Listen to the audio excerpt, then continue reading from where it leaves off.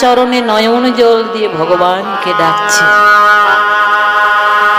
ও মা।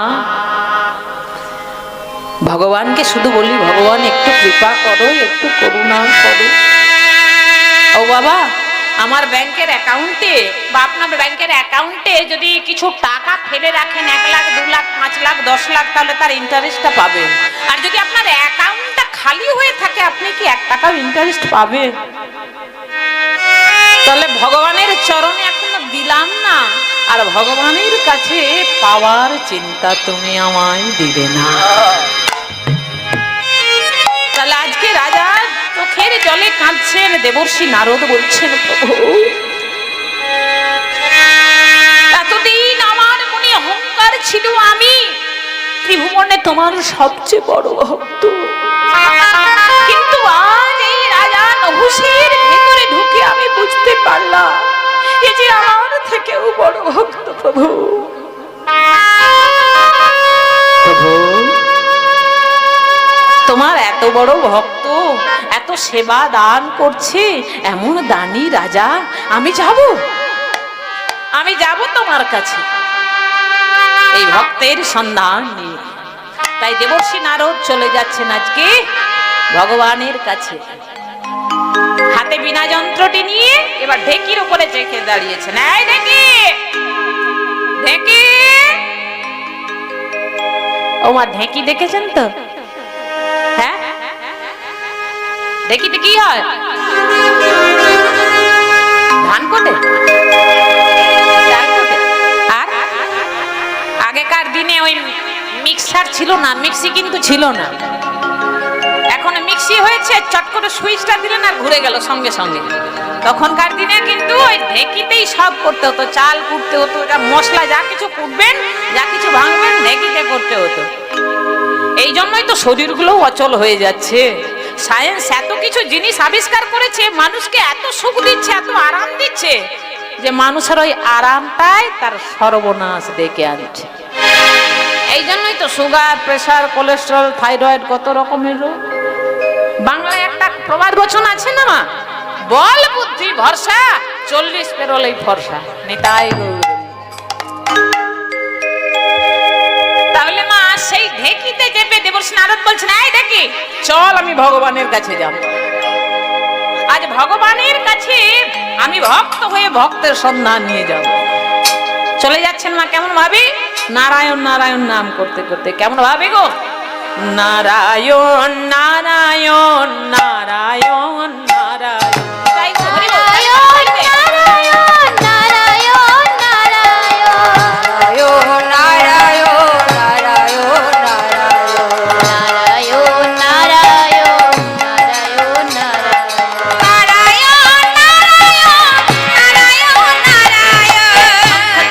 গদা পদ্মধারী ভক্ত বাঞ্ছা তুমি অগমুরারি, শঙ্খ চক্র গদা পদ্মধারী ভক্ত বাঞ্ছা তুমি অগমুরারি। তুমি নিরাশার আশা, তুমি বোবা মুখে ভাষা, জানে ত্রিভুবন নারায়ণ নারায়ণ নারায়ণ নারায়ণ।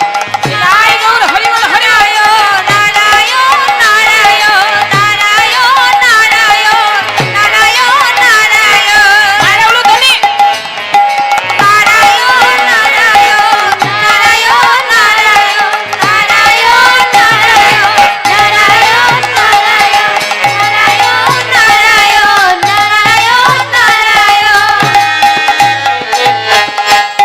নারায়ণ নারায়ণ। আরে দেবর্ষি, আজ কি মনে করে? এসো এসো এসো। প্রভু, কি ব্যাপার নারদ, তোমাকে এত আনন্দিত দেখাচ্ছে কেন? প্রভু, আমি তো তোমার ভক্ত, এতদিন তোমার ভক্ত বলে আমার মনে বড় অহংকার ছিল প্রভু। আজ আমার সে গর্ব খর্ব হয়েছে। তা নারদ, তোমার গর্বটা খর্ব করলো কে? প্রভু, আমার গর্বটা খর্ব করলো তোমারই এক ভক্ত। কি বলছো নারদ? আমার ভক্ত? তা সে কি নারদ? প্রভু গো প্রভু গো দেখে এলাম নয়ন ভরি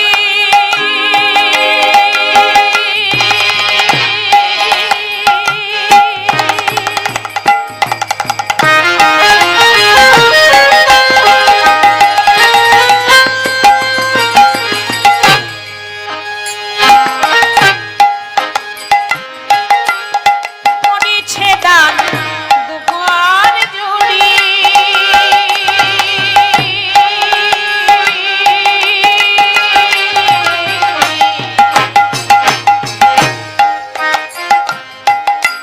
দেখে এলাম নয়ন ভরি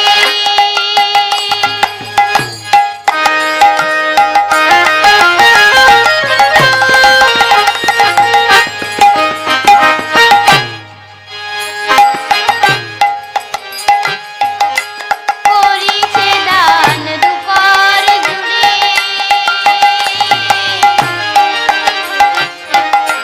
ব্রাহ্মণ চন্ডাল প্রভু ব্রাহ্মণ চন্ডাল না করে গণন দানি রাজ ভরা চন্দাল রাখো এ গণ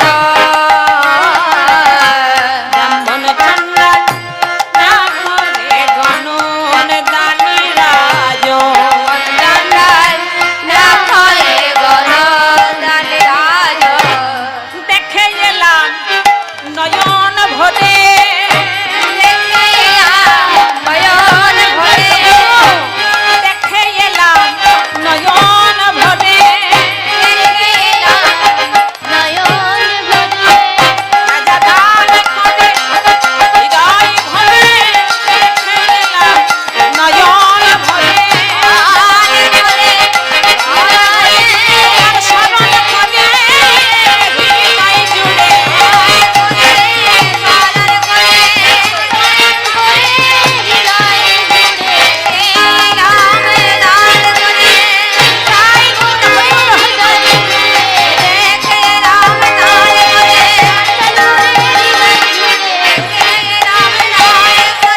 প্রভু দেখে এলাম নয়ন ভরে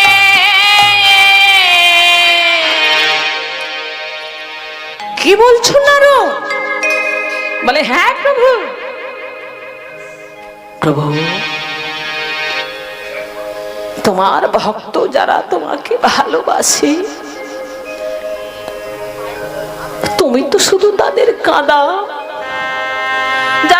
তারা যতক্ষণ না কেঁদে কেঁদে তোমায় ডাকবে ততক্ষণ তো তুমি তাদের সাড়া দাও না প্রভু। প্রভু তাহলে তুমি কি তোমার ওই ভক্ত নহসকে কৃপা করবে না? হরি বল হরি বল করব করব নারদ। আমি ভক্ত বৎসল ভগবান, কিন্তু তুমি যে ভক্তের কথা বলছো নারদ, আমি নিজে যাব, আমি নিজে গিয়ে রাজাকে পরীক্ষা করব। হরি বল হরি বল।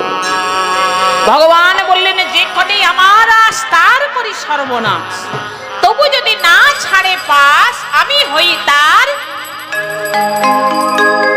বাহ! নারদ মনে মনে চিন্তা করছে সর্বনাশ, এই ভগবান যদি পরীক্ষা করতে যায় বিপদের আর সীমা নেই। ওমা একটা কথা মনে রাখবেন, খুব সহজ ভাবে বলছি, শুধু রাজা নহুস না, আমরা সবাই ত্রিভুবনে যে যেখানে আছেন, যারা আমার ভগবানের বন্দনা করেন, ভগবানের সাধন ভজন করেন, সারা জীবনের মধ্যে একবার ভগবান আপনার পরীক্ষা নেবেন। বিশ্বাস রাখুন, এটা আমার বিশ্বাস, আমি বিশ্বাস করি। যারা ভগবানকে ভালোবাসে, যারা ভগবানের নাম করে, যারা ভগবানকে চায়, সারা জীবনে ভগবান একবার না একবার পরীক্ষা নেবেনই, যেমন ভাবে হোক, যে কোনো রূপে। তাই জীবনে কোনোদিন কেউ যদি আপনার কাছে কিছু চায়, ফিরিয়ে দেবেন না মাগো। না জানি কখন ভগবান কোন রূপে আসেন, কোন রূপে করুণা করে। আমার আমাদের দ্বারে ভিখারি আসে, বাচ্চাগুলোকে সামনে আওয়াজ হচ্ছে, ও মা অনেকে আছে মাগো ভিখারিকে ভিক্ষা দেয় না, বলে এখন দুপুরবেলা খাবার সময় তুমি যাও পরে আসবে।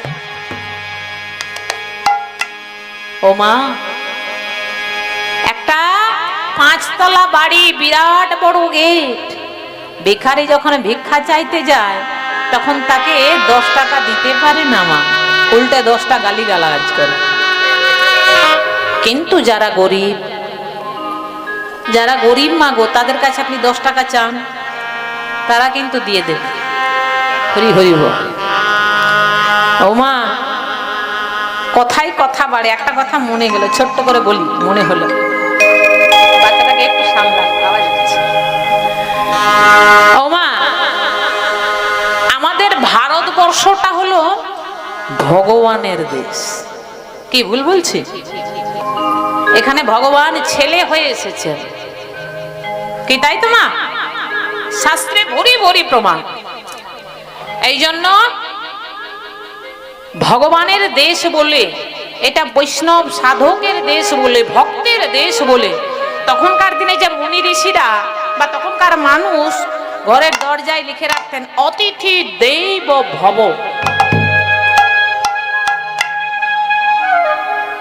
অতিথি দেব ভব লিখে রাখতেন, এটা তাদের বিশ্বাস।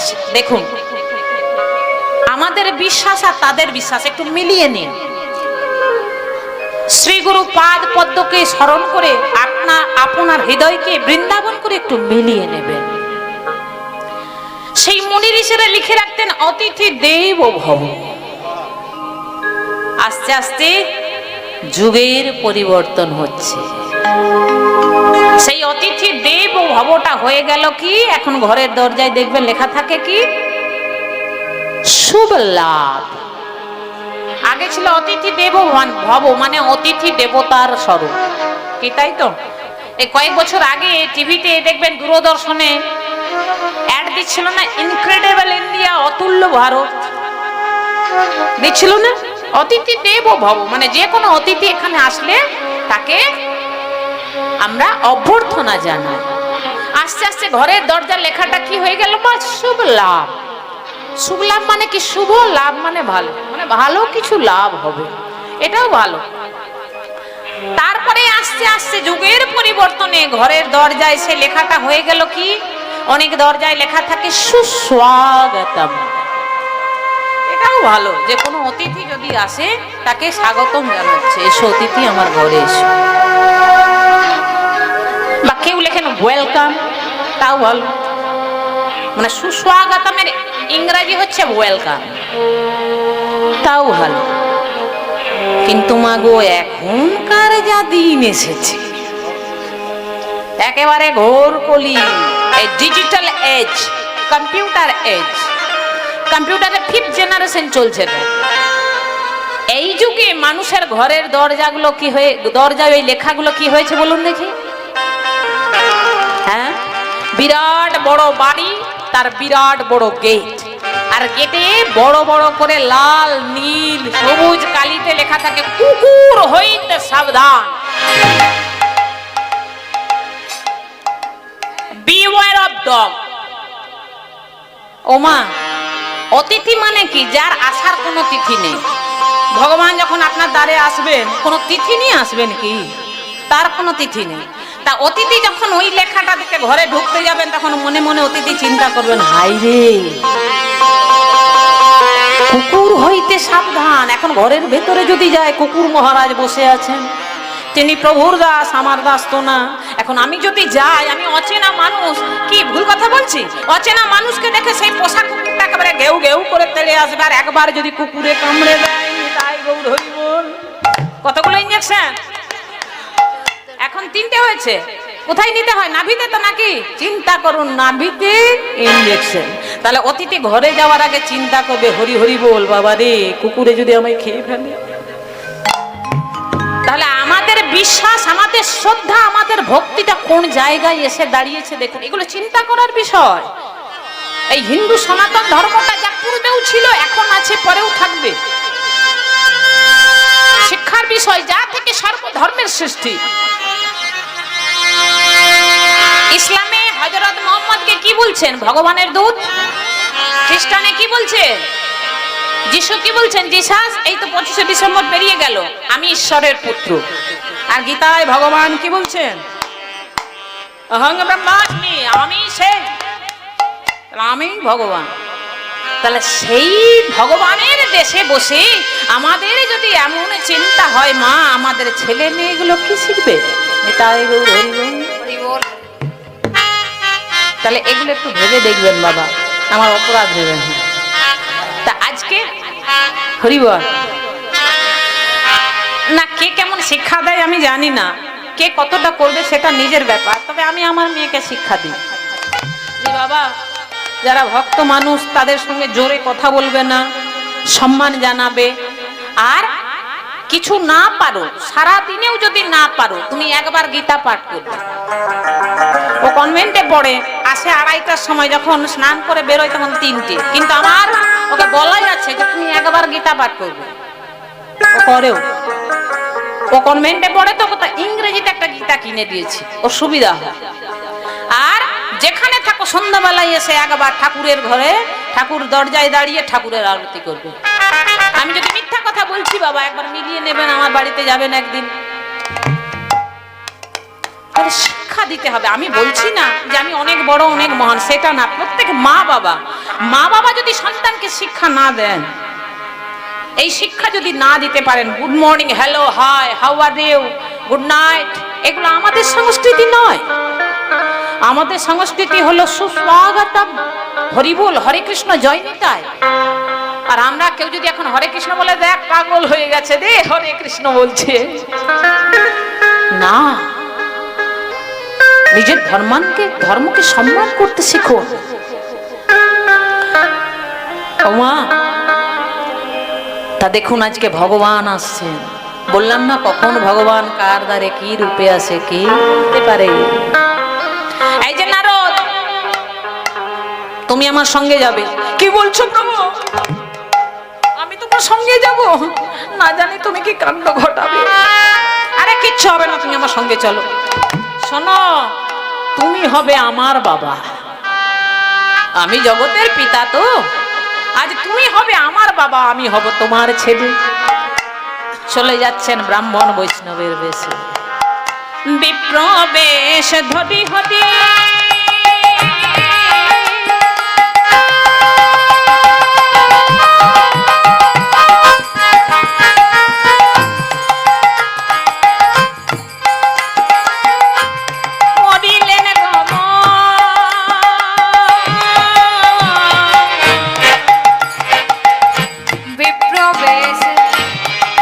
হরি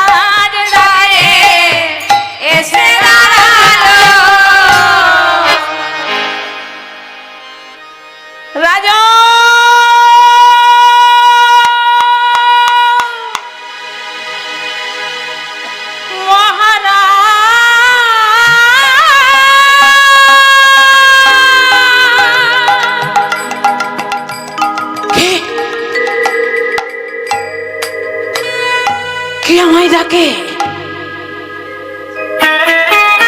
রাজা নহুষ প্রতিদিনের ন্যায় দান করছিল। ভগবান আমার বিপ্র বৈষ্ণবের বেশে নারদের সঙ্গে নহুষের ঠিক পিছন দিকে সে দাঁড়িয়েছে। হে রাজা,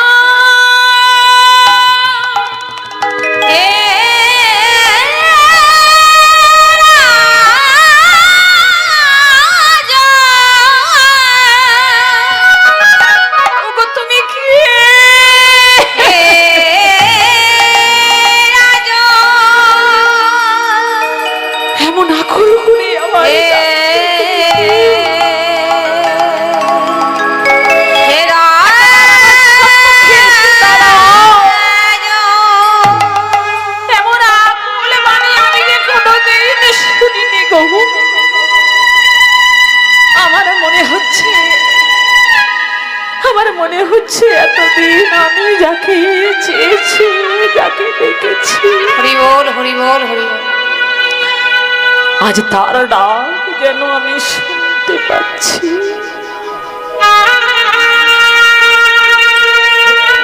হরি বল হরি বল। ভগবান অন্তর্যামী বলছেন, নহুষ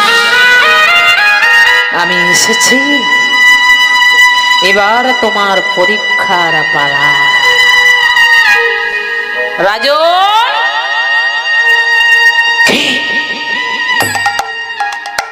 যেই না পিছন ফিরেছে, বিপ্রবেশে সেই ছোট্ট শিশু রূপ ধারণ করেছেন ভগবান। ছোট্ট শিশু রূপ ধারণ করে বলছেন, রাজন কে তুই? কি নাম তো? আমি অন্তর্যামী ভগবান বলছেন, হে ভক্ত, আমি কি কোনোদিন নিজে নাম বলেছি? ভক্ত ভালোবেসে আমাকে যে নাম দিয়েছে, আমি সেই নাম ভক্তকে সাড়া দিয়েছি। হরি বল হরি বল হরি বল। কি গো মা, অষ্টোত্তর শতনামে আপনারা তো পড়েছেন, তাই তো? অষ্টোত্তর শতনামে এক একজন ভগবানকে এক একটা নাম।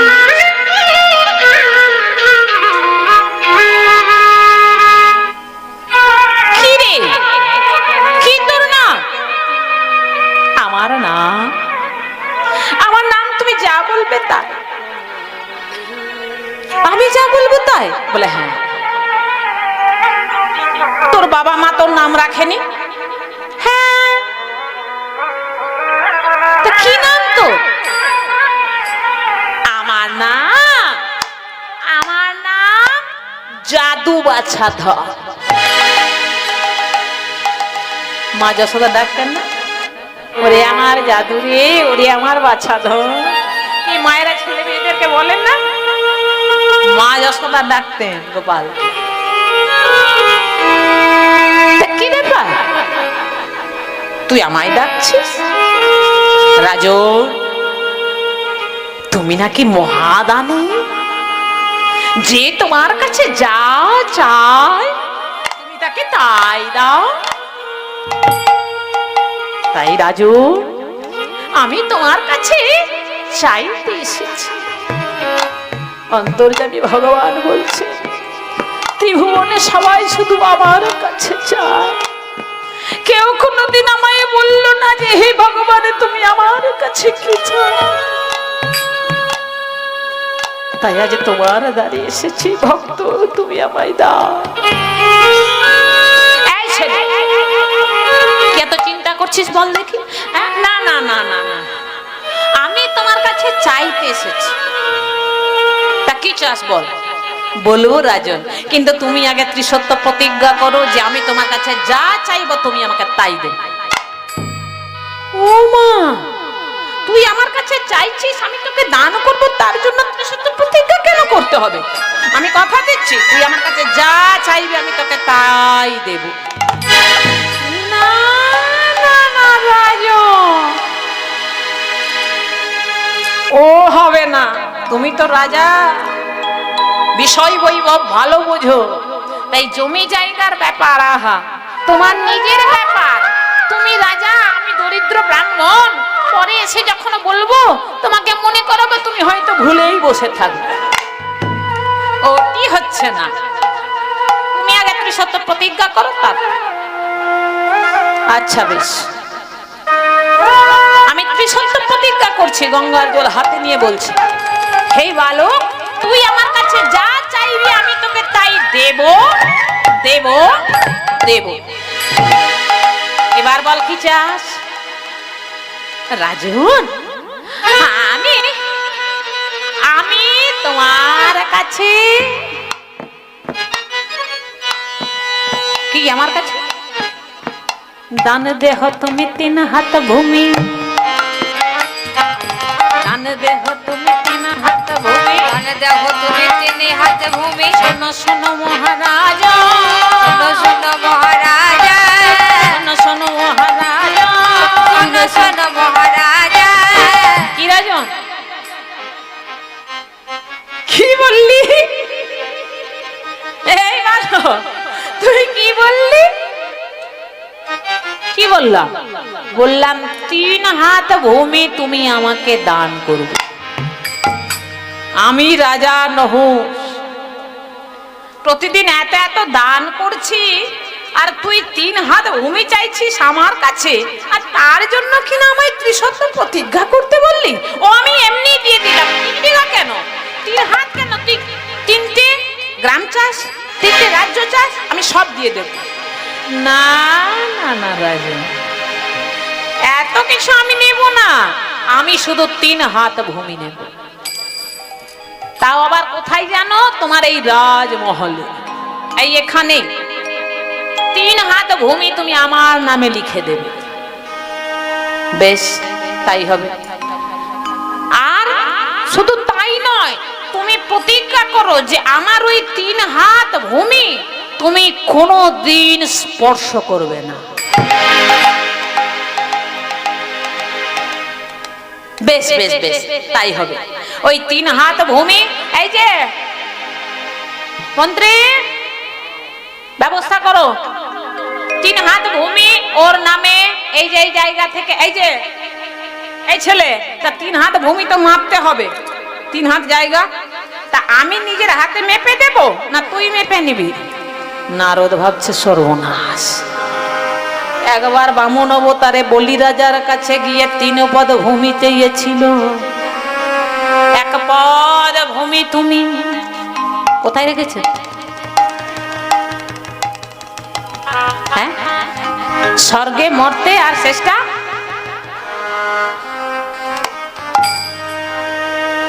এই যে ব্রাহ্মণরা বলেন না, প্রথমে আচমন করেন না, আচমনে মন্ত্র আছে তো, এটা এখানে ব্রাহ্মণ অনেক আছেন, আমার দৃষ্টতা মার্জনা করবেন। ওই যে মন্ত্রে আছে না,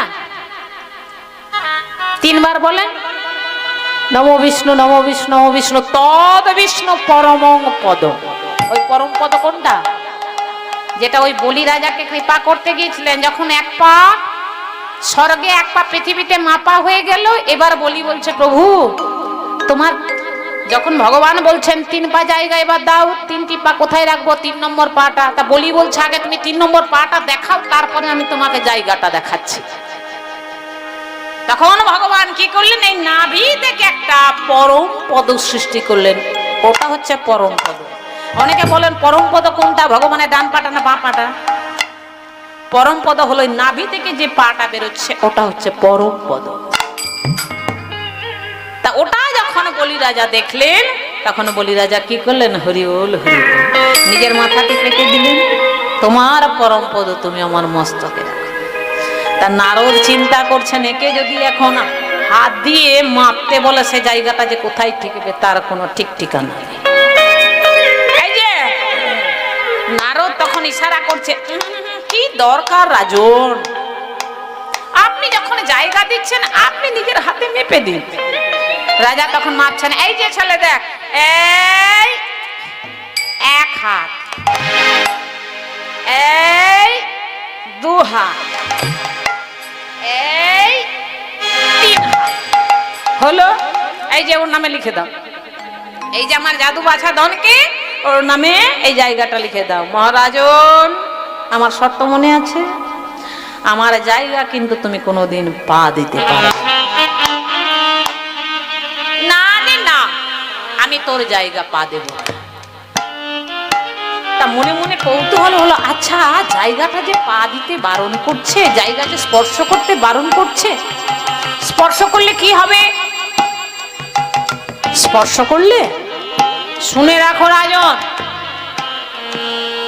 আমি তোমায় বলছি, যদি তুমি স্পর্শ করো আমার নামাঙ্কিত ওই জায়গা, আমার অধিকৃত ওই জায়গা, যদি তুমি কোনোদিন ভুলবশত স্পর্শ করে ফেলো, মৃত্যুর পরে তোমার আত্মার মুক্তি হবে না। তোমার আত্মা নরকে বন্দী হয়ে থাকবে, যতদিন চন্দ্র সূর্য পৃথিবী থাকবে ততদিন তোমার আত্মা বন্দী হয়ে থাকবে। বেশ বেশ, যেই না বলেছেন ভগবান এবার চলে যাচ্ছেন। ওরে ও বালক, কোথায় ও আলোক? সঙ্গে সঙ্গে ভগবান অন্তর্ধান। আর যেই না অন্তর্ধান হলেন, এবার নহুষের চৈতন্য হলো, তবে কি আমার ভগবান এসেছে? প্রভু, এতক্ষণ তো তুমি তোমার মায়া দিয়ে আমায় ভুলিয়ে রেখেছিলে, আমি তো বুঝতে পারিনি, তবে কি তুমি চলে গেলে? প্রভু যেও না,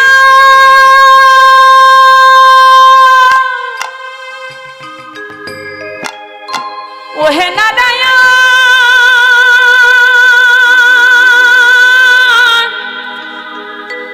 পতিত পাবন,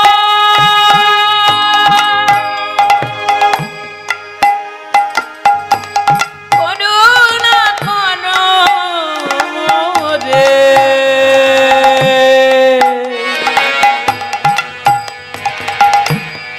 করুণা করো রে। হে নারায়ণ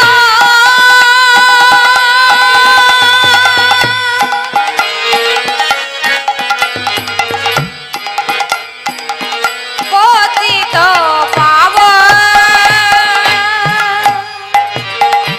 করুণা করো রে।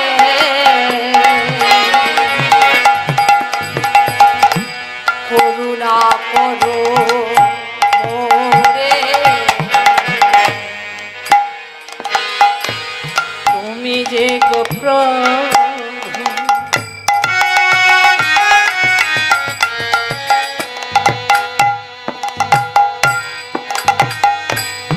বাঙালির ঠাকুর,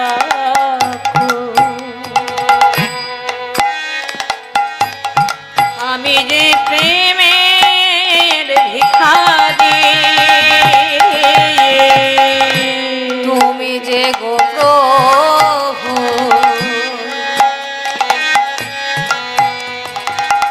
কাঙ্গালের ঠাকুর, আমি যে পথে ভিখারি। চলে যেও না,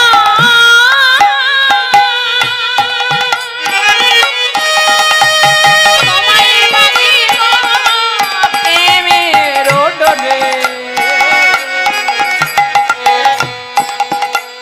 তোমায় বাঁধিব প্রেমের ডোরে। ওহে নারায়ণ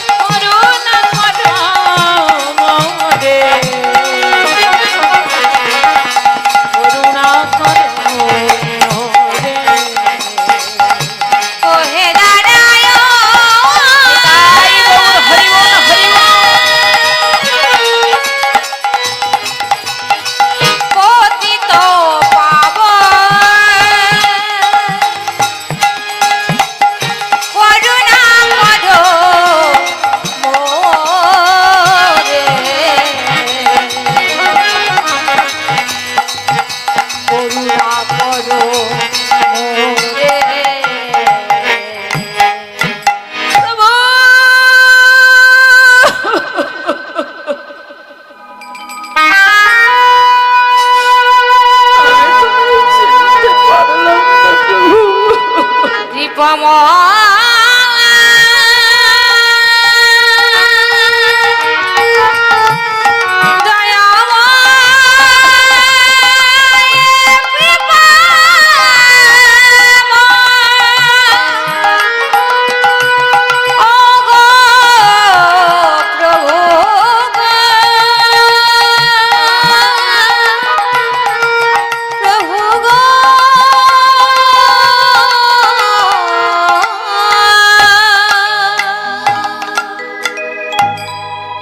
দেখতে দেখতে দিন যায়, মাস যায়, বছর যায়। রাজা নহুষ বৃদ্ধ হলেন, যোগ্য পুত্র যযাতিকে রাজা করলেন। এখন আর সবকিছু মনে থাকে না, বয়সের ভারে জর্জরিত। একদিন ভুল করে সব কিছু ভুলে রাজা নহুষ ভগবানকে যে 3 হাত ভূমি দান করেছিলেন ভুলে গেলেন সে কথা। আর ভুলে গিয়ে করলেন কি, সেই জায়গায় হাত দেওয়া তো দূরে থাক, সেই জায়গায় দাঁড়িয়ে পড়লেন। আর ওই জায়গায় দাঁড়িয়ে রাজা নহুষ নিদান করতে শুরু করলেন। অন্তর্যামী ভগবান বললেন, তুমি না দানি রাজা, আজ তুমি সব ভুলে গিয়েছো। তুমি সত্য প্রতিজ্ঞা করেছিলে আমার নামাঙ্কিত জায়গা, আমার অধিকৃত জায়গা তুমি কোনোদিন স্পর্শ করবে না। কিন্তু আজ তুমি স্পর্শ করা তো দূরে থাক, তুমি আমার জায়গায় যখন পা রেখেছো, আমার অভিশাপ তো তোমার লাগবেই। আমি তো তোমায় বলেছিলাম তোমার মৃত্যুর পর তোমার আত্মা মুক্তি হবে না।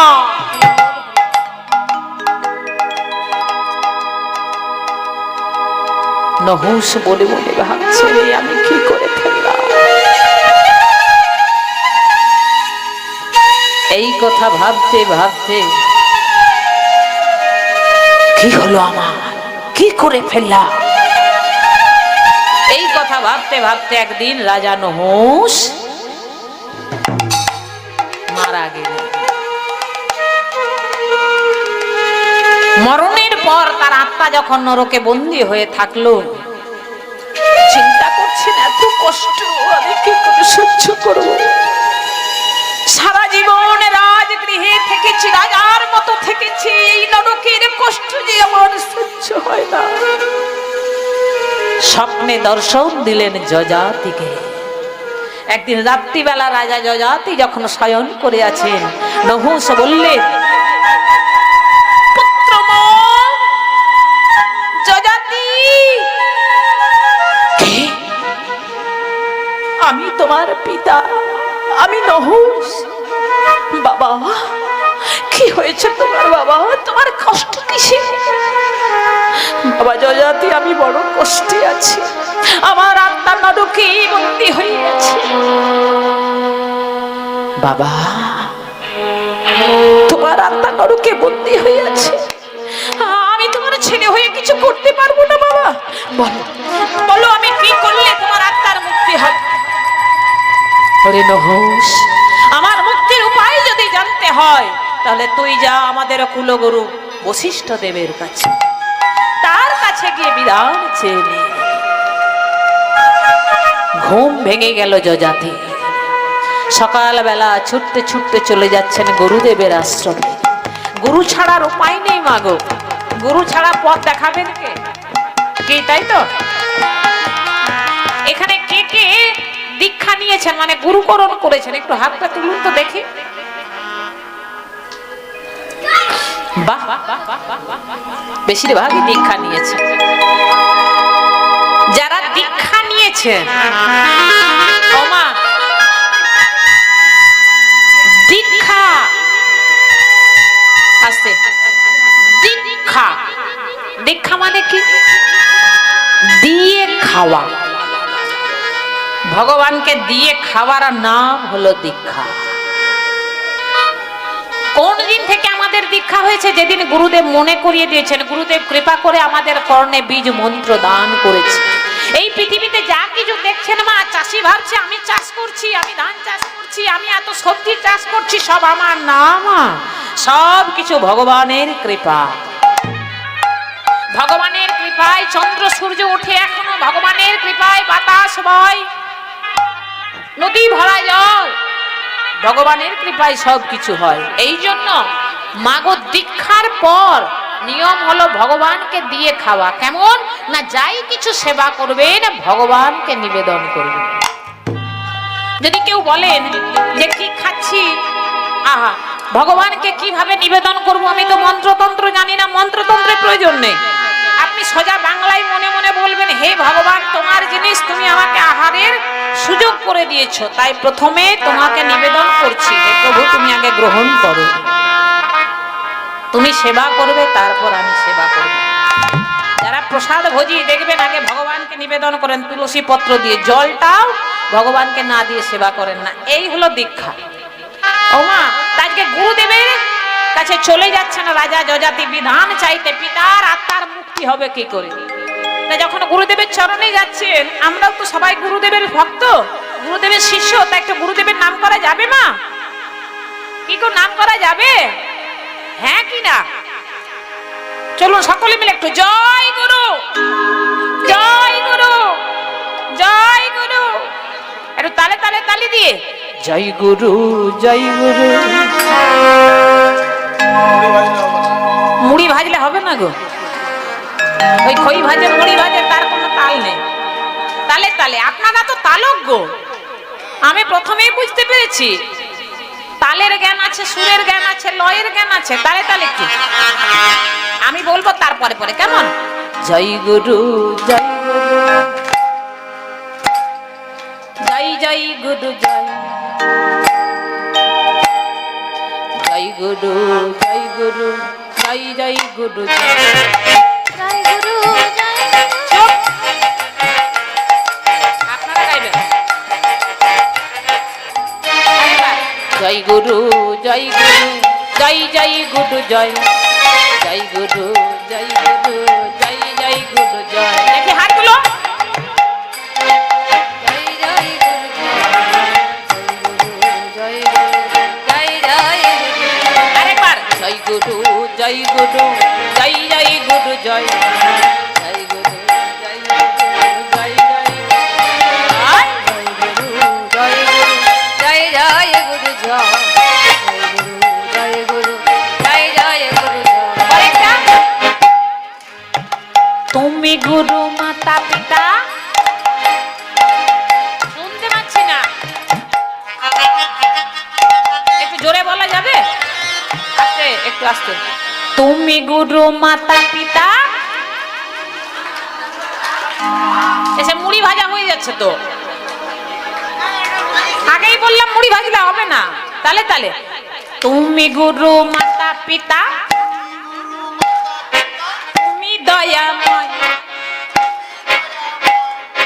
তুমি দয়াময়, অজ্ঞানয় ধম জনে, অজ্ঞানয় ধম জনে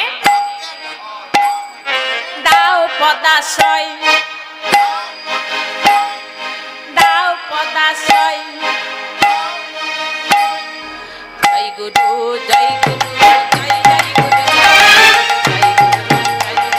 জয় জয় গুরু, জয় গুরু, জয় গুরু, জয় জয় গুরু, জয় গুরু, জয় গুরু, জয় জয় গুরু, জয় গুরু, জয় গুরু, জয় জয় গুরু, জয় গুরু, জয় গুরু, জয় জয় গুরু, জয়। সকলে মিলে গুরুর প্রণাম। গুরু ব্রহ্মা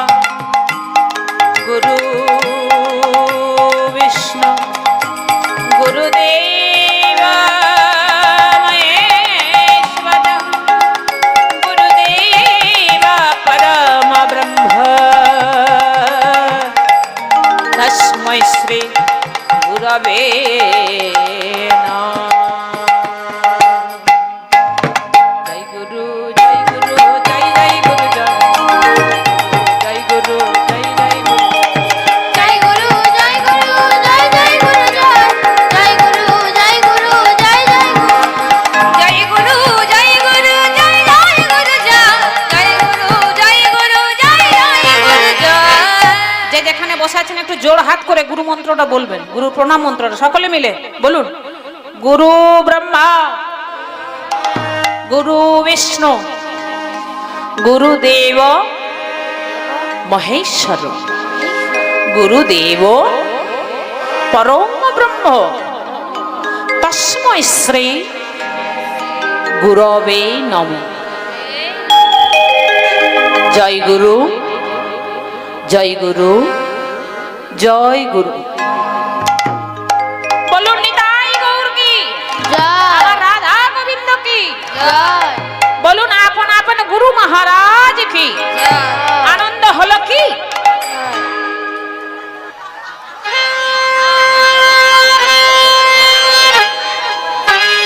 বাহ, খুব ভালো, খুব ভালো লাগছে, সত্যি খুব সুন্দর।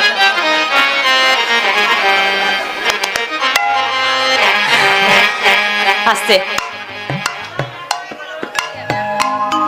কি ভালো লাগছে তো। আপনাদের যদি এতটুকু ভালো লাগে তবে আমার কীর্তন গান গাওয়া সার্থক। আপনাদের সবার শ্রী চরণ ধরে আমার নিবেদন, যে যেখানে বসে আছেন দুটি হাত তুলে আমায় আশীর্বাদ করুন, আমি যেন হরি নাম কৃষ্ণ নাম বদন ভরে গাইতে পারি। আর শুধু আজকের দিন নয়, আশীর্বাদ করুন আমি যতদিন বাঁচবো যেন এই হরি নাম নিয়ে থাকতে পারি। আপনারা আশীর্বাদ করুন যেন এই হরি নাম আমাকে ছাড়তে না হয়, আর এই হরি নাম গাইতে গাইতেই যেন আমার জীবনটা শেষ হয়ে যায়। প্রেমানন্দে নিতাই গৌর হরি বল। হরি বল হরি বল হরি বল। গুরুদেব, গুরুদেব, গুরুদেব, একে যজাতি তোমায় এত উতলা দেখাচ্ছে কেন? যজাতি কি হয়েছে? গুরুদেব, গুরুদেব, কষ্ট, বড় কষ্ট আমার পিতার। গুরুদেব, আমার পিতার আত্মা নরকে বন্দী হয়ে আছে। গুরুদেব আপনি বিধান দিন। গুরুদেব বিধান দিন, কি করলে আমার পিতার আত্মার মুক্তি হবে? বিধান, বিধান একটা আছে, কিন্তু তুমি কি পারবে? কি বিধান গুরুদেব? বলুন, বলুন, আপনি যা বলবেন আমি তাই করব গুরুদেব, বলুন। তবে শোনো, তোমার পিতার আত্মার যদি মুক্তি তুমি ঘটাতে চাও তাহলে হে রাজন তোমাকে করতে হবে নরমেধ যজ্ঞ। যজ্ঞ? গুরুদেব এর এমন কি? আমি রাজা যজাতি, আমি পারি না এমন কোনো কাজ নেই। যজ্ঞ এ তো আমি করতেই পারি, তাই বুঝি? তা যজ্ঞকে তুমি একা করবে? ওই যজ্ঞের জন্য লক্ষ লক্ষ মুনি ঋষি লাগবে। পারবো, আমি পারবো গুরুদেব। লক্ষ লক্ষ মুনি ঋষিকে আমি ডাকবো। কি লাগবে বলুন? কতগুলো মুনি ঋষি লাগবে? এই যজ্ঞে কি লাগবে তাহলে মন দিয়ে শোনো। ও মায়ের আপনারাও শুনুন কি বলছেন। ৮০ লক্ষ মুনি চাই করিতে সম্ভাষণ। ৮০ লক্ষ মুনি চাই করিতে সম্ভাষণ। ৮০ লক্ষ মুনি চাই করিতে সম্ভাষণ। ৮০ লক্ষ মুনি চাই করিতে সম্ভাষণ। পট্টবস্ত্র দিয়া সবারে করিবে বরণ। পট্টবস্ত্র দিয়া সবারে করিবে বরণ। পট্টবস্ত্র দিয়া সবারে করিবে বরণ। পট্টবস্ত্র দিয়া সবারে করিবে বরণ। ৮০ লক্ষ মুনি। আচ্ছা বেশ, তা নয় হবে। আর কি সম্ভাষণ করতে হবে ৮০ লক্ষ মুনিকে? কি দিয়ে? ও মা, ব্রাহ্মণকে যখন বরণ করে বসন্ত লাগে, তাই নি হলেন রাজা, নরমের যজ্ঞ করবেন। এই যে যজাতি ৮০ লক্ষ মুনির ওই ৮০ লক্ষ পট্ট বস্ত্র দিয়ে বরণ করতে হবে। বেশ গুরুদেব, তাই হবে। শুধু তাই নয়, শোনো আর কি লাগবে। স্বর্ণ থালা, স্বর্ণ ঝাড়ি, মানিক অঞ্জলি। স্বর্ণ থালায় স্বর্ণ ঝাড়ি, মানিক অঙ্গুলি। স্বর্ণ থালা, স্বর্ণ ঝাড়ি, মানিক অঞ্জলি। স্বর্ণ থালা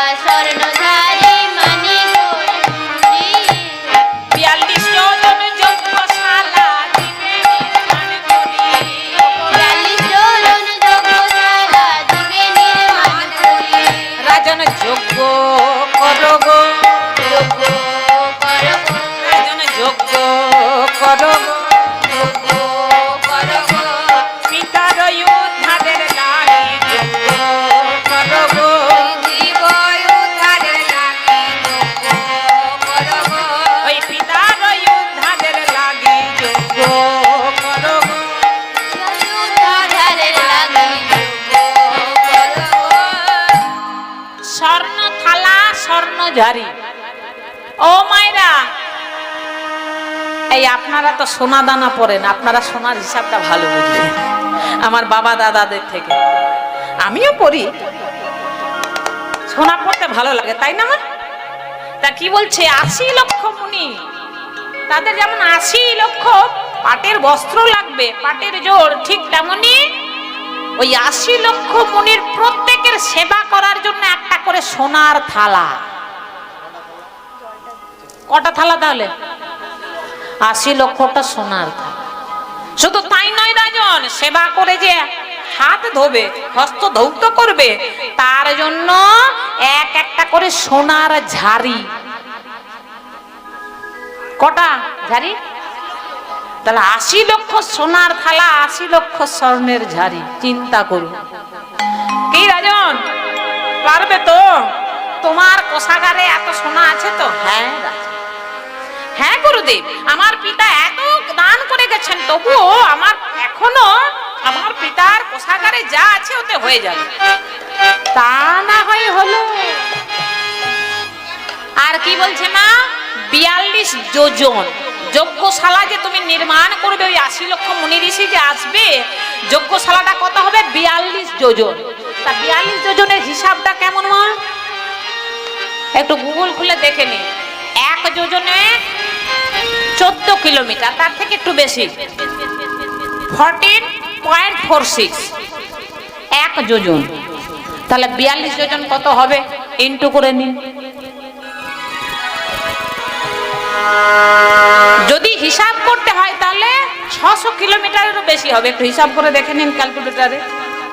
তাহলে চিন্তা করুন, 600 কিলোমিটার যদি যজ্ঞশালা হয়, এই হুগলি, এই বর্ধমান, বাঁকুড়া সব ঢুকে যাবে। হ্যাঁ, পুরো ভারতবর্ষটা লাগবে যজ্ঞশালা। চিন্তা করুন। তারপরে এত মুনি ঋষি আসবে। শুধু কি মুনি ঋষি, কত রাজা, কত রানী, কত প্রজা আসবে। রাজা এত বড় যজ্ঞ করবে, নরমের যজ্ঞ, চল আমরাও দেখতে যাব। হ্যাঁ, তাহলে কত জায়গা লাগবে চিন্তা করুন। আর কি লাগবে? হ্যাঁ, পঞ্চশস্য পঞ্চরত্ন আনবে রাশি রাশি, পঞ্চশস্য পঞ্চরত্ন দিবে রাশি রাশি, পঞ্চশস্য পঞ্চরত্ন রাশি রাশি রাশি, পঞ্চশস্য পঞ্চরত্ন রাশি রাশি রাশি। আর পদ্মাবতী ঘি চাই হাজারো কলসি, পদ্মাবতী গীত চায় হাজারো কলসি, পদ্মাবতী ঘি চাই হাজারো কলসি। পদ্মাবতী গীত চায় হাজারো কলসি। রাজা যজ্ঞ করো গো, যজ্ঞ করো গো, রাজা যজ্ঞ করো, রাজা যজ্ঞ করো গো, এমন যজ্ঞ কভু হয় নাই, যজ্ঞ করো গো, এমন যজ্ঞ কভু হয় নাই, যজ্ঞ করো গো, এমন যজ্ঞ কভু হয় নাই, যজ্ঞ করো গো। এমন যজ্ঞ কভু হয় নাই, যজ্ঞ করো গো। পঞ্চশস্য আর পঞ্চরত্ন। পঞ্চরত্ন হচ্ছে হিরে, মুক্ত, পদ্মরা, সোনা। আর পঞ্চশস্য মা একাদশী যারা করেন তারা ভালো জানেন যে পঞ্চশস্য কি কি আছে।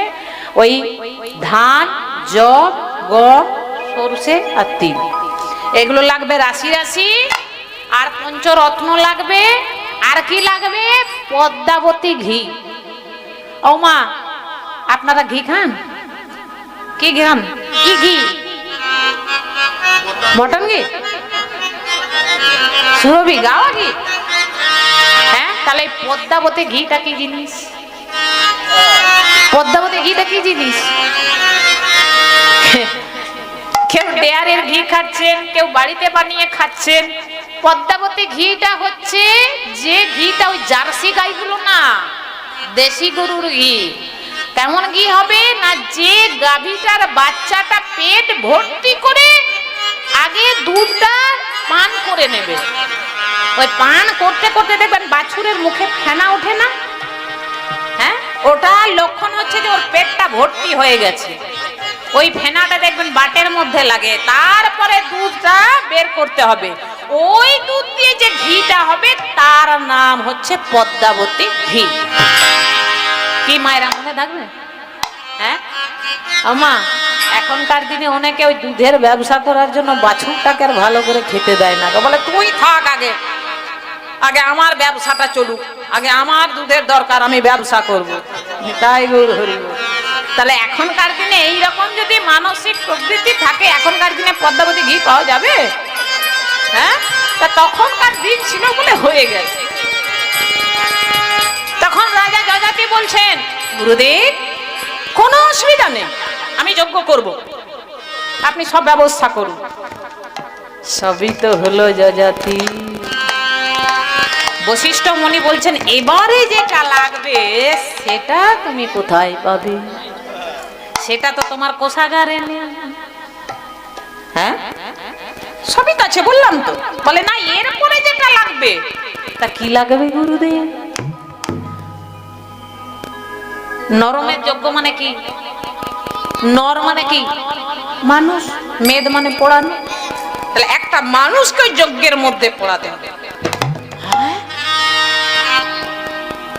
হ্যাঁ হয়ে গেছে, মানুষ পোড়াতে হবে? কোন মানুষ চাইবে আগুনের মধ্যে পুড়বো? হ্যাঁ ও মা, একটু যদি আগুনে পুড়ে যায়, রান্না করতে করতে যদি একটু ছেঁকাটা লেগে যায়, সারা দিন জ্বালা হয়। হ্যাঁ, কত কষ্ট হয়। একটা মানুষ যদি আগুনে পড়ে, তার কত কষ্ট। তাহলে ও আপনি চিন্তা করবেন না গুরুদেব, দেশে অনেক বৃদ্ধ মানুষ আছে, ওই একটাকে নিয়ে গিয়ে অগ্নিকুণ্ডের মধ্যে ফেলে দিব। না যযাতি, তাহলে তো ভালোই হতো। সব কিছুরই নিয়ম আছে, সিস্টেমে চলতে হবে। যেটা সিস্টেম আছে সেটা করতে হবে। তা নিয়মটা কি? শোনো, এটাই হচ্ছে আসল। এটাই তুমি আগে খুঁজে পাও কিনা দেখো, তারপর যজ্ঞের কথা চিন্তা করবে। কি খুঁজে পেতে হবে?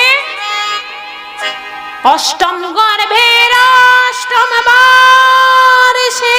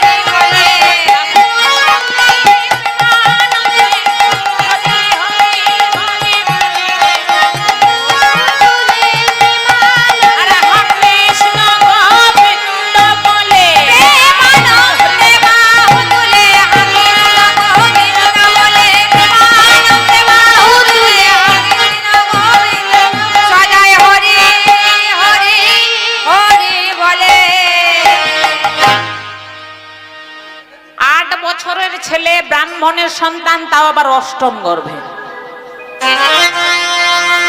কি বলছেন গুরুদেব? এমন শিশু আমি কোথায় পাবো?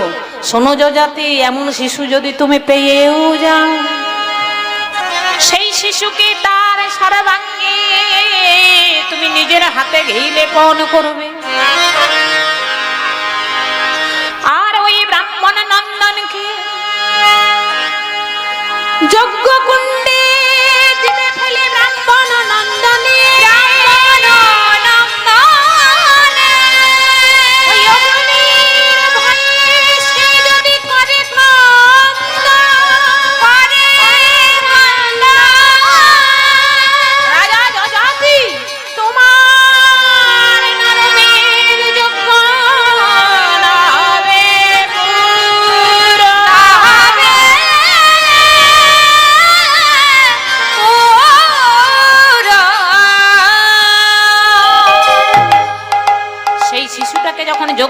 ছেলে আহুতি দেবে, ওই শিশুটা যদি প্রাণ ভয়ে কাঁদতে থাকে, তার যদি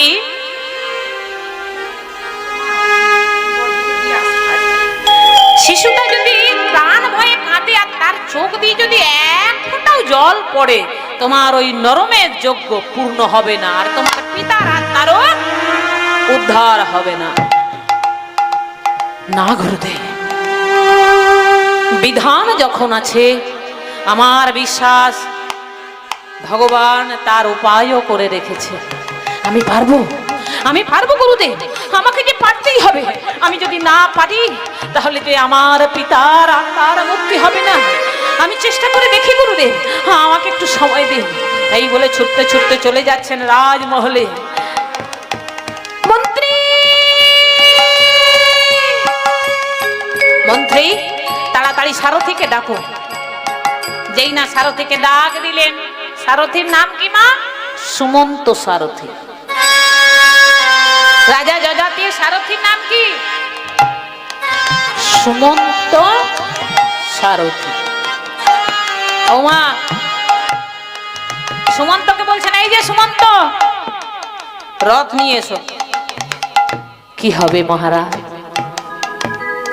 কি হবে বলছি? মন্ত্রী সবাইকে বলো, ভৃত্যদের বলো, ওই রথে সোনা দানা মণি মাণিক্য একেবারে ভর্তি করে দিতে।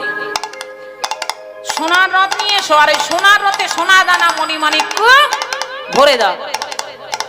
এই যে সুমন্ত, আদেশ রইল, আমার পিতার আত্মার মুক্তির জন্য আমি নরমের যজ্ঞ করছি। ওই যজ্ঞে আমার একটা অষ্টম বর্ষের ব্রাহ্মণের সন্তান লাগবে, যার গায়ের রংটা হবে একেবারে কুচকুচে কালো, আর যার মুখে সব সময় থাকবে হরিনাম কৃষ্ণ নাম, যে মুখে সব সময় হরিনাম করে। মহারাজ, এমন শিশু কেউ কি দিতে চায়? সুমন্ত, এই জন্য তো ওই রথে সোনাদানা মণিমাণিক্য দিচ্ছি। এত সোনাদানা মণিমাণিক যদি কারোর চোখের সামনে থাকে, সে কি আর নিজের ছেলেকে না দেবে? আমার বিশ্বাস এমন শিশু সন্ধান তুমি পাবেই পাবে। হরি বল, হরি। ওমা, আজকে সুমন্ত সারথী চলে যাচ্ছেন মা। এই যে ওমা, এই যে আমাদের রথটাও কিন্তু একটা রথ, আমাদের দেহটা একটা রথ না মা? আমাদের দেহটা রথ তো, হ্যাঁ? এই রথ কথা মনে পড়তে একটা কথা মনে পড়ে গেল, বলি। হ্যাঁ গো মা, আপনাদের বাড়িতে গীতা আছে? আছে তো? তা গীতার একেবারে প্রথম পৃষ্ঠা, যেটা কভার পেজ বলে, ওপরে কি ছবি আছে মা? হ্যাঁ, রথের ছবি। তার রথের ওপরে কে বসে আছেন? কে? রথের ওপরে কে বসে আছেন?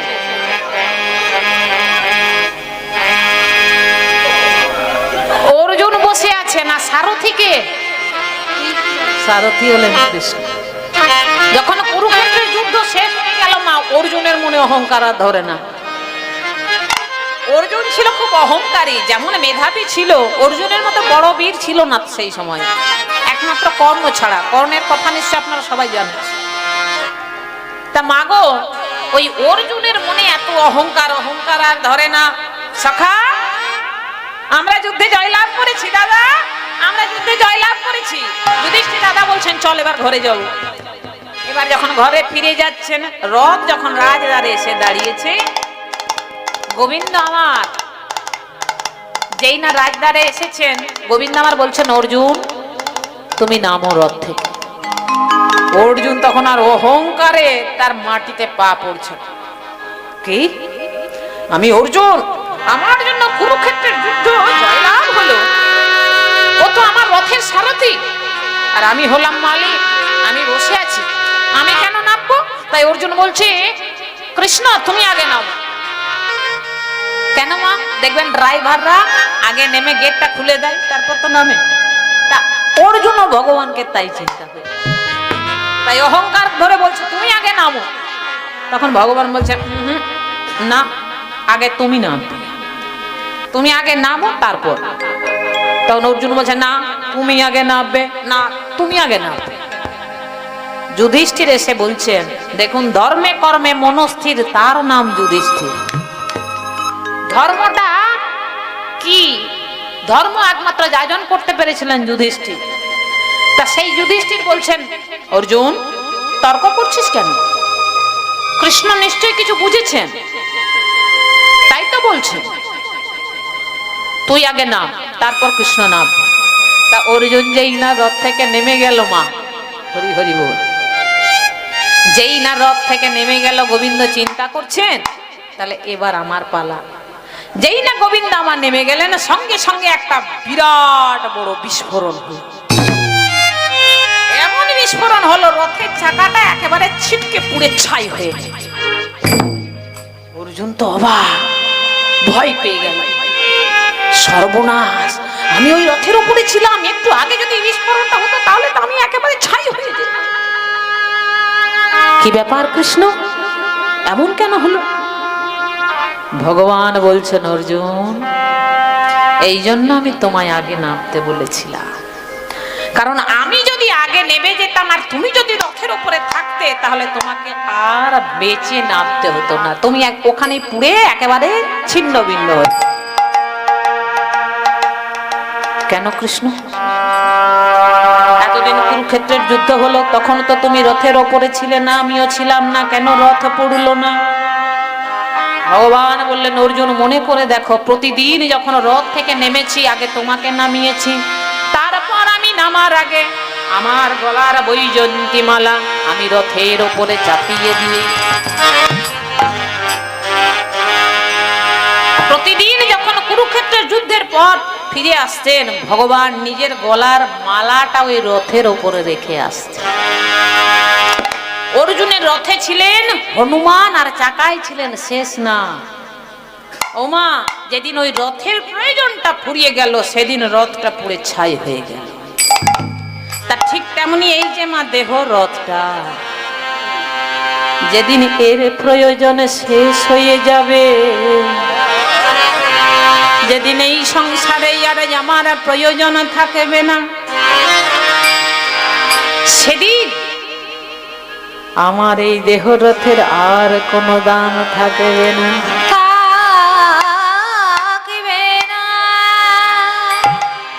ওমা, আজকে এই দেহ রথটাকে একটু শুদ্ধ করে নি, চলুন হরি হরি বলে।